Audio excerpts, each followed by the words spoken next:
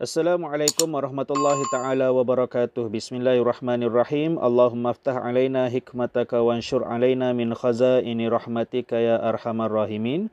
Okey, dalam video kali ini kita akan bincang soalan UPKK berkaitan dengan subjek adab pada bahagian A dan bahagian B. Okey, dalam bahagian A kita ada 10 markah soalan perkara asas.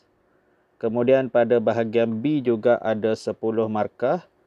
Ini adalah soalan berbentuk objektif aneka pilihan. Okey, jom kita tengok soalan-soalannya. Okey, ini adalah contoh-contoh soalan yang mungkin akan ditanya. Okey. Arahan soalan sesuaikan dengan jawapan yang betul. Okey, sesuaikan dengan jawapan yang betul. Okey, kat sini dia bagi kita 5 gambar, kemudian kita kena sesuaikan sama ada ianya ciptaan Allah ataupun ciptaan manusia. Okey, kita tengok gambar yang pertama. Okey, gambar yang pertama ni ialah gambar seekor kambing. Okey, kalau kambing ni dia ciptaan Allah. Okey, kita sesuaikan dekat ciptaan Allah. Kemudian yang kedua gambar, okey, yang ini gambar TV. Okey, TV ni ciptaan manusia. Okey, ciptaan manusia. Kemudian gambar yang ketiga ada gambar matahari ataupun alam lah. Okey. So ini adalah ciptaan Allah. Okey, seterusnya ada gambar radio. Okey, radio ni ciptaan manusia. Okey, kita sesuaikan dekat sini ciptaan manusia. Dan kemudian ada gambar pokok. Okey, pokok ni ialah ciptaan Allah. Kita sesuaikan kepada ciptaan Allah. Okey? Dengan melihat gambar dan tentukan jawapan dia. Okey, senang kan, sebab tu dia dipanggil soalan perkara asas. Okey, seterusnya. Ini masih lagi dalam perkara asas. Okey, arahan soalan dia, susun doa berikut dengan betul. Okey, susun doa berikut dengan betul. Okey, dia bagi kita beberapa kerat perkataan ataupun kalimah-kalimah yang kita kena bentuk dia jadi doa yang betul. Okey, dia bagi kama rabbayani rabbighfirli warhamhuma saghira waliwalidayya. So maksudnya ini adalah doa kepada kedua ibu bapa yang kita perlu betulkan susunan dia. Okey, kita tengok mana dulu yang pertama. Okey, rabbighfirli. Okey, kemudian waliwalidayya. Okey, kemudian warhamhuma kama rabbayani saghira. Okey. So untuk ingat doa ni terpulanglah kepada awak sama ada nak hafal melalui lagu ke, kan? Macam mana ke, tapi inilah doa kedua ibu bapa. Kita dah pun tengok, kita dah masukkan nombor, kemudian salin balik je. Okey, rabbighfirli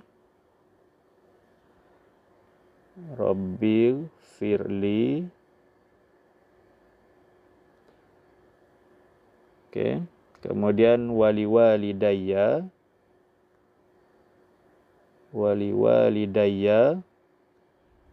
warhamhuma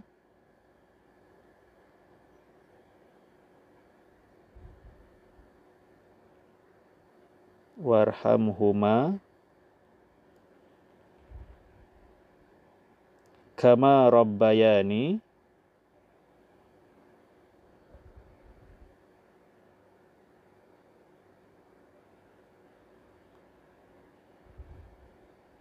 saghira.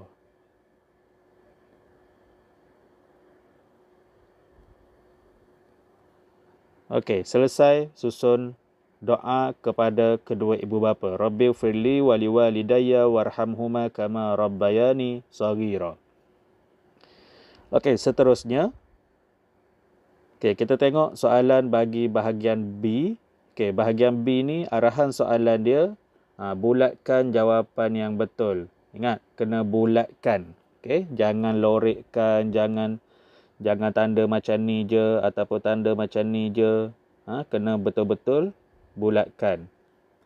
Okey? Kena bulatkan. Sebab arahan soalan dia bulatkan. Jangan tanda right ke, tanda pangkah ke, jangan. Okey? Kena bulatkan. Okey, kita tengok. Soalan pertama, apakah erti orang dewasa? Apakah erti orang dewasa? Siapa orang dewasa ni? Okey, pilihan jawapan dia orang tua, orang kecil, jiran sebelah, orang yang sama umur. Okey, jawapan kat sini ialah orang dewasa ni bermaksud orang tua. Okey, kalau orang kecil bukan dewasa lah. Kalau jiran sebelah pun tak tepatlah dengan pengertian orang dewasa. Jiran tu boleh jadi lagi tua daripada kita, boleh jadi juga lagi kecil daripada kita, lagi muda. Okey, kemudian orang yang sama umur. Kalau sama umur ni kita panggil sebaya. So, jawapan yang paling tepat ialah alif, orang tua, pengertian bagi orang dewasa. Okey, seterusnya kita tengok soalan yang kedua. Okey, soalan yang kedua, berapakah jarak jiran yang tinggal berdekatan dengan rumah kita? Berapakah jarak jiran yang tinggal berdekatan dengan rumah kita? Alif 40 buah rumah, ba 40 kilometer, jim kiri dan kanan, dal satu kampung. Okey, jawapan paling tepat berkaitan dengan jarak jiran ni ialah orang yang tinggal 40 buah rumah daripada rumah kita. Tak kira kiri, kanan, depan, belakang ke.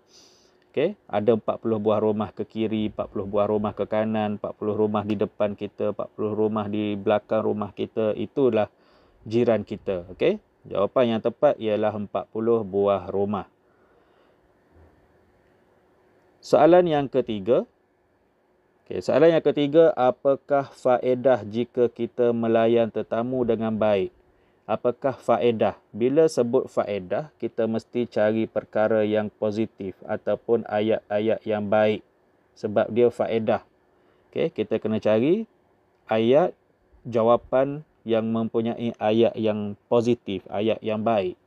Okey, kita tengok pilihan jawapan dia. Semakin terkenal, tetamu rasa gelisah, dilimpahi rahmat Allah, menimbulkan permusuhan. Okey. So, kat sini faedah melayan tetamu dengan baik. Okey, semakin terkenal. Kalau setakat tetamu datang rumah kita tu, nak terkenal apa kan? So, yang ni jawapan dia salah lah yang ni.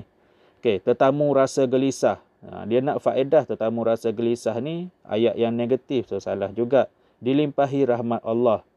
Okey, dilimpahi rahmat Allah, faedah melayan tetamu. Okey. Sebabkan dia duduk di jawapan yang jim, kita tanda je dulu. Kemudian tengok dulu yang dal. Mungkin jawapan dal ni lagi tepat ataupun mungkin tak tepat. Okey, menimbulkan permusuhan. Menimbulkan permusuhan ni negatif ke positif? Okey, negatif. So, tak salah. So, jawapan dia ialah dilimpahi rahmat Allah. Okey.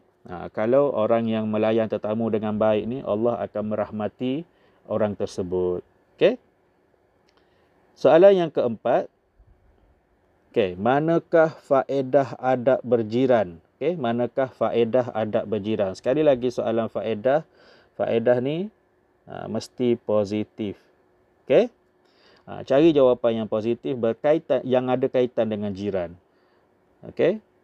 Pilihan soalan dia sukar membantu, saling membenci, disisih masyarakat, mengeratkan silaturahim. Okey, kalau sukar membantu ni negatif lah. Kemudian saling membenci, negatif juga. Disisih masyarakat pun negatif juga. Mengeratkan silaturahim, yang ni positif. So, jawapan yang positif adalah sesuai dengan faedah. So, jawapan dia ialah dal. Okey, baik, seterusnya soalan yang kelima. apakah adab dengan orang kelainan upaya? Okey, apakah adab dengan orang kelainan upaya ataupun OKU? Okey, apa adab kita dengan orang kelainan upaya? Okey, pilihan yang pertama, meninggalkan mereka. So adab juga, kalau dia tanya adab juga, cari yang positif juga. Okey, cari yang positif juga sebab dia tanya adab. Okey, meninggalkan mereka. Yang ni negatif. Okey, yang kedua, segera memberi bantuan. Okey, segera memberi bantuan ni positif. Okey, seterusnya membenci golongan mereka. Membenci golongan OKU, baik ke buruk. Okey, yang ni negatif. Kemudian dal membiarkan kesusahan mereka. Membiarkan kesusahan mereka ni juga ialah negatif. So jawapan yang paling tepat, adab dengan orang kelainan upaya ialah segera memberi bantuan. Okey, segera memberi bantuan. Ba jawapan dia. Okey, soalan yang keenam. Manakah perkara yang tidak wajar dilakukan terhadap guru? Okey, kalau perkataan kat sini kita kena cari jawapan yang tidak wajar. Tidak wajar ni maksudnya tidak patut dilakukan terhadap guru. Manakah perkara yang tidak patut ataupun tidak wajar dilakukan terhadap guru? Okey, kita baca satu-satu dulu jawapan dia, barulah kita pilih jawapan yang sesuai. Alif, bermain semasa belajar. Menulis nota yang diberi. Meminta izin keluar ke tandas. Mendengar setiap arahan guru. So, kalau soalan tanya berkaitan dengan tidak wajar ataupun yang tidak patut dilakukan, kita cari jawapan dia yang ayat yang ada negatif punya ayat. Okey? So, kalau kat sini, jawapan yang paling sesuai ialah bermain semasa belajar. Okey, bermain semasa belajar. Sebab yang lain ni, menulis nota yang diberi, meminta izin keluar ke tandas, mendengar setiap arahan guru, semuanya adalah adab, perkara yang wajar ataupun perkara yang mesti dilakukan ketika kita dengan guru. Tetapi soalan dia tidak wajar. Soalan dia tidak wajar, maka perkara negatif lah yang kita pilih. Bermain semasa belajar adalah perkara yang tidak wajar dilakukan terhadap guru. Okey, seterusnya. Soalan nombor 7. Okey, dia ada pernyataan kat sini. Ali tidak dapat belajar dengan selesa di dalam kelas. Okey, dapat ni ada dua ni. Padam satu. Yang ni tak kira. Ali tidak dapat belajar dengan selesa dalam kelas. Okey. Apakah yang menyebabkan perkara ini berlaku? Okey, so dia kata tidak dapat belajar dengan selesa dalam kelas. Apakah yang menyebabkan perkara ini berlaku? Sebab tidak selesa belajar dalam kelas. So jawapan dia juga kita kena cari yang negatif. Yang buruk. Okey. Alif, kelas bersih. Kelas bersih tak selesa belajar dalam kelas. So salah lah. Kemudian ba, kelas kotor. Okey.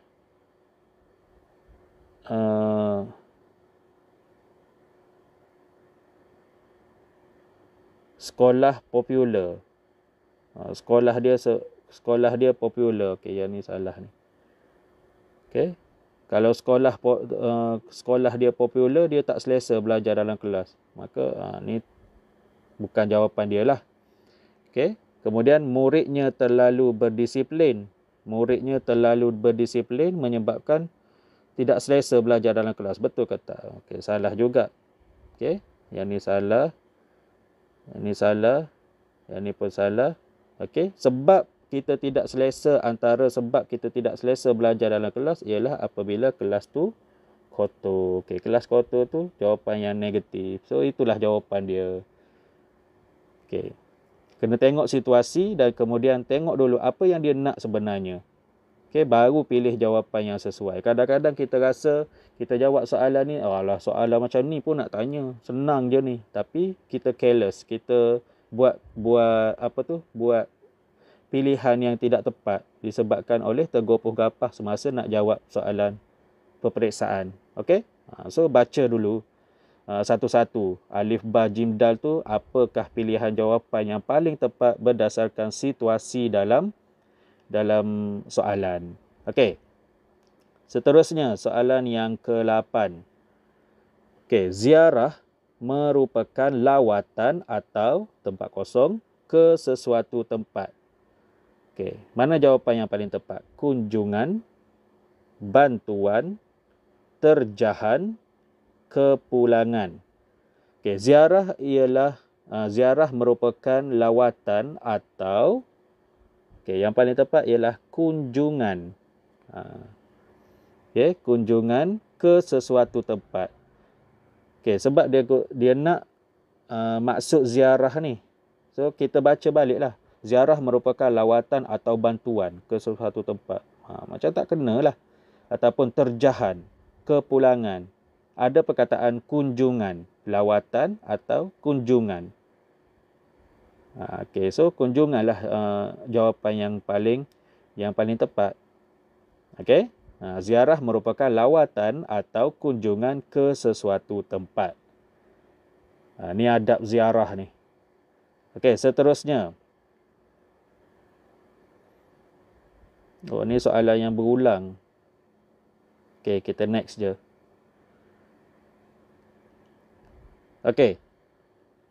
9, kita hendaklah memberi apa? Apabila berjumpa orang tua. Perkara first apabila kita jumpa dengan orang tua, kita kena beri apa? Pandangan, arahan, duit atau salam. Okay, bila jumpa dengan orang tua, benda pertama yang kita kena buat ialah memberi salam. Okay, adab dengan orang tua. Okay, seterusnya. Soalan dia, manakah antara berikut bukan dalam kalangan saudara mara? Okay, di antara yang berikut, pilihan jawapannya nanti, manakah yang bukan dalam kalangan saudara mara kita? Maksudnya saudara terdekat kita. Yang bukan, tengok ni, perkataan bukan ni. Bukan saudara kita. Okey, pilihan alif, nenek. Ba, adik lelaki ayah. Jim, kakak ipar. Dal, sepupu kakak ipar. Okey, kalau nenek, saudara kita lah. Adik lelaki ayah, maksudnya pakcik kita lah. Okey, pakcik kita.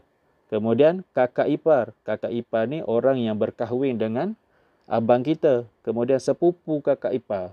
Sepupu kakak ipar tu orang luar lah. Bukan dalam kalangan saudara mara kita lah. Sebab sepupu kakak ipar tu je yang masuk dalam keluarga kita. Menjadi family kita. Kalau sepupu dia tu, dia tak ada kaitan lah dengan keluarga kita. Sebab dia sepupu kakak ipar kita. So jawapannya ialah dal. Okey. Okey, baiklah, sekadar itu saja bincang soalan kita dalam subjek adab pada bahagian A dan bahagian B. Saya mohon maaf tadi ada soalan yang berulang tadi yang kita tak jawab. So semoga apa yang kita bincangkan pada hari ini dapat membantu dalam mengulang kaji pelajaran adab untuk UPKK, dan insya-Allah kita akan teruskan bincang soalan ni dalam video-video yang akan datang. Jangan lupa like, subscribe dan sharekan kepada kawan-kawan yang lain supaya kita sama-sama dapat manfaat. Okey, Assalamualaikum warahmatullahi wabarakatuh.